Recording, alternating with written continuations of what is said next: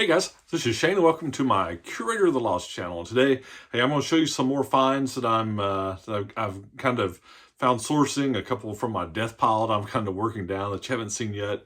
And it's kind of what works for me. It kind of gives you some tips on genres and types of things, because most of these I don't expect anybody to remember these titles, right? So what you want to do is kind of take hints from kind of the genre and the types of subject matter here that are working, that seem to work, at least for me. And that's how you learn. That's how you learn. So let's just jump straight in. Several of them, I don't know, 12 or 15. So let's just see what we got. The first one, this is called Fighter Combat. Okay, about a $40 book, and this is subject matter military history, but especially when it gets into something more specific like this, tactics and maneuvering. Something this would always pique my interest, but there's no guarantee. But this is something I would always pick up and look at and try to find. Actually, I got this one. This one's been sitting in my death pile to process. I'd gotten this at an estate sale back before Christmas. Probably, I think they were like $1.50 or $2 for hardback, so that'll be a pretty good one. This one is on knitting, Vogue Knitting, the Hat Book. Now, this is a $20 to $25 book. I paid $1 for this one, and knitting has always been something that, like, there's magazines, there's knitting magazines, sometimes they're really great, but what I've found recently is that when it's stuff that's knitting hats or socks, it seems like that there's like this sub niche inside of the knitting category that a lot of people like: hats and socks. And this one's pretty cool. I mean, that's a pretty cool looking hat. I would look dumb wearing that hat, but that looks good.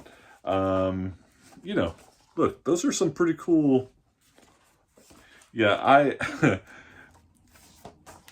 these are cool looking hats. My problem is I've got a big head, and I mean, like, literally a big head. And when I wear stuff like this, I look like just a big dummy. My wife, on the other hand, she can wear all these kinds of things. They look great. She can wear any hat that looks good on her. Me, not so much. Anyway, knitting, hats, socks, something I always look for. Okay, here's one. This is about a $25 book. Look, little skinny book. And it's on goat milk and its uses. Now, I have a good buddy that is lactose intolerant, and he can't, like a slice of pizza would kill him. And what's so funny is he was raised on goat milk, but a few years ago, his mom got him an ice cream maker for Christmas, and he was like, "Mom, I can't do milkshakes. You remember having to borrow that goat milk when I was young, right?" But it makes me think of stuff. When you see things, I've sold things that are related, not this exact book, but that are related to this topic.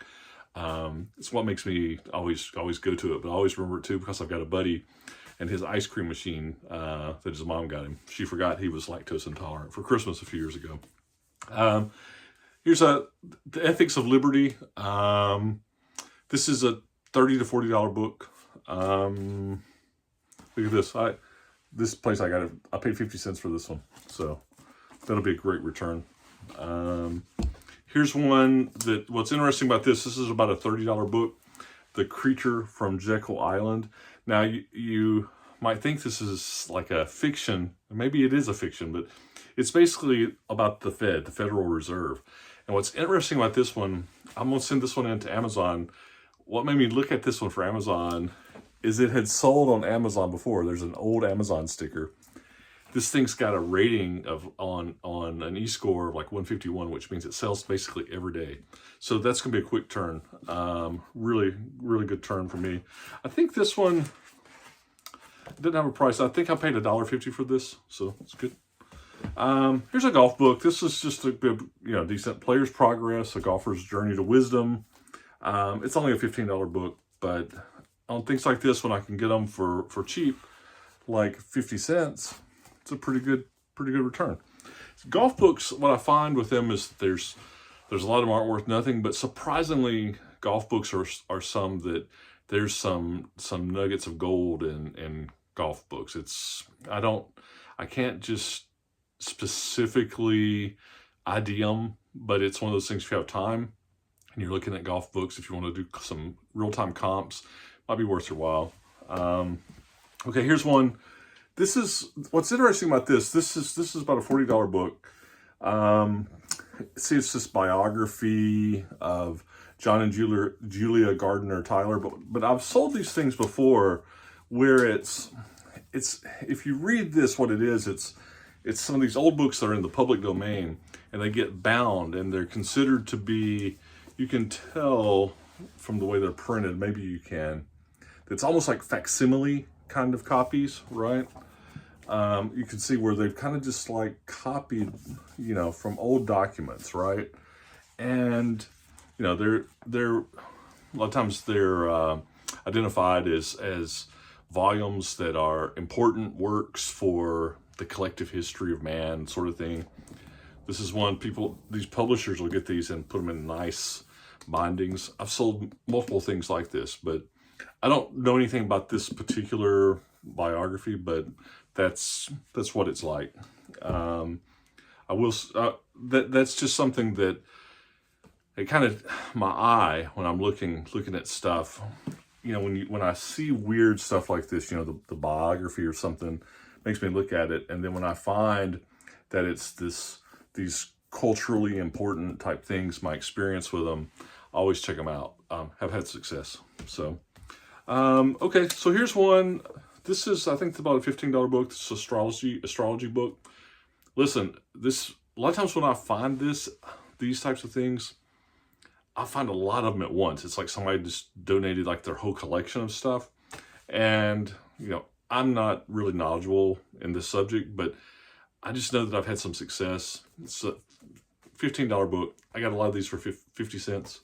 Here's another one on, you know, some kind of Ayurveda Marma therapy. Again, $15, $20 book. It's good when you get them at cheap prices, right? And a lot of times, like, I find them all together, and it's kind of like, yes, yes, yes, yes.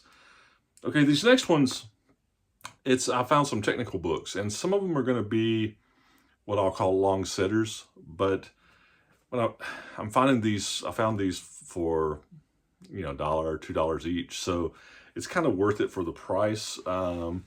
Conduction of heat in soils. Okay, this is like a $60 book. Here's one that actually, this is going to be a quick flip, but this one's going to go to Amazon because it's such a quick flip. It's got a score where it's like sells every day, and it's not something I normally look at. Engineering economic analysis. You know, I'm an engineer is my background, and a lot of things, you know, with, you know, radar and fluid dynamics and compressible flow and things like that, I just know, right? Electrodynamics, but this is not something I would normally gravitate toward. But for some reason, I saw this one. It's a $54 book, and it's going to flip really fast. And I think it's a sort of thing though that the editions, you have to be careful. And just, when you get this stuff, go ahead and send it in. List it on eBay, whatever you're doing, because it can be outdated really fast because they'll go to another edition, right? So this one may be a little bit longer setter as well. You know, I don't know. It's it actually had an inscription by the author on the inside, but Amazon has this one, it's PCB design, and it is like a $200 book. So I don't think it's selling that often, but I think I can send it in. I paid $10 for this one, so I paid up. How many times do I pay $10 for something, right? But for the gain of $200, I'm gonna send it in. I'll price it. I think it'll be good. Here's one, thermodynamics. This one, it's not a real fast seller, but it's like a $50 to $70 thermo book, material science. So it's a good one. Here's another one. This is what I'm taking a risk on. You know, it's another one I paid $2 for. It's listed on Amazon for $166. Hasn't sold in 6 months though. So I think I'm gonna list this one on eBay, have a long sitter on my shelf, but maybe I can price it for maybe I'll price it for 100, 120, see what happens. But it's, for me, for the price I got it for the potential sales, I'll let this one sit on my shelf a while, see what happens. So, okay. I used to know how to say this. The Meridian Qigong keys. It's like a yoga exercise. It's total body stuff. I've sold some of these before on this subject. This one's 15 to 20 bucks. Red sticker means I paid $1 for it, so it's worth it. It's good. All right, here's one. All right, I'll admit I've never read any of this guy's stuff. He's pretty popular. I've sold some of his stuff, though, box sets. But it's this Proust. This is actually, you know, a guide to his, you know, Search of Lost Time. I saw his series. But now, anytime I see something with Proust, I check it out. And this is like a $25 book. So you know that you have written something that is, I mean, I guess critical thinking, dense, tough. When you have to have a guide to read it, maybe it's like the Cliff Notes. But anyway, 25 bucks.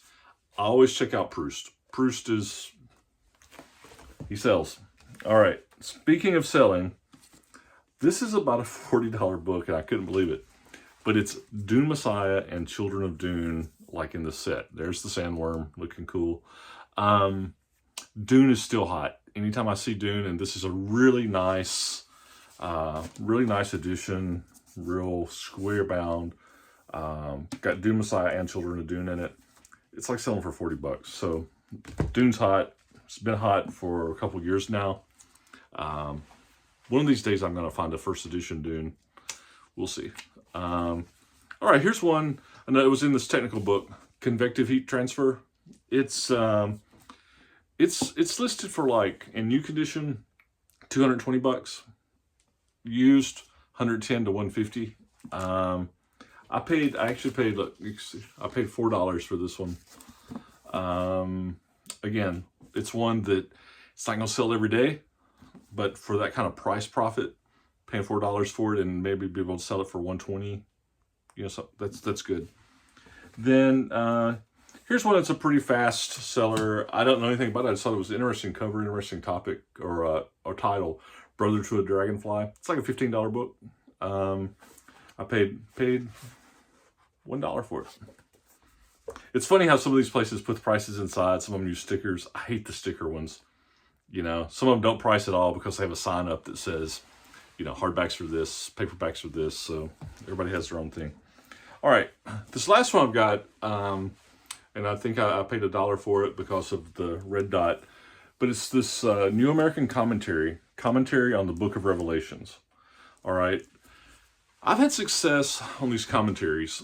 Usually it's a set because this will be like a one book of the Bible. There'll be Old Testament and New Testament, and somebody's writing a commentary on that book of the Bible. So there's, you know, depending on how they combine them, there's lots of volumes. But this particular one I found, and I think it was $2, $1.50. This thing is selling. This is another one I'm probably going to send to Amazon because I'm seeing it selling there for 120 to 140 bucks. Blows my mind. Don't know anything about it of the series, and there's lots of different editions of this. But I've gotten, when I see commentaries, I check them out because it's one of those genres that sometimes it's just great how much you can sell them for. So anyway, that's it. That's the finds. That's what I got to get listed, get boxed, shipped in to Amazon, get listed on eBay. Some of these are eBay, some of these are Amazon. Somebody asked how I decide which goes where. For me, if it's an older book, something without a barcode, it's usually just stays on eBay because it's just too hard on Amazon. Amazon, I do the quick listers. What I look for if I'm trying to decide on where to send it is I kind of do price comps between the two. And if I feel like that I can get a better price on Amazon, or it'll be a really quick flip, it's and I'm sending a shipment in anyway, that's where I'll send it. If I feel like it's a longer setter, or if the prices are, if I feel like my profit is about the same, I'll just keep it on eBay. And then what really drives me to send it to Amazon, if I think it's gonna be a really quick flip there and I think I can make more profit, that drives it. If I feel like it's easier and it's more profit. So to each his own. I do both. So, you know, I'm still an eBay guy at heart, and, you know, I'm an eBay guy that does some Amazon on the side. So I'm the majority of stuff I do stays on eBay. So anyway, that's it. Hopefully, yeah, it's what I'm finding, it's what's working, and it's what I've got pulling out of my death pile. So hopefully some of that helps you train your eye and think about what might could work for you. So anyway, see cool, buy cool. Just keep doing it. We'll talk to you soon. Bye.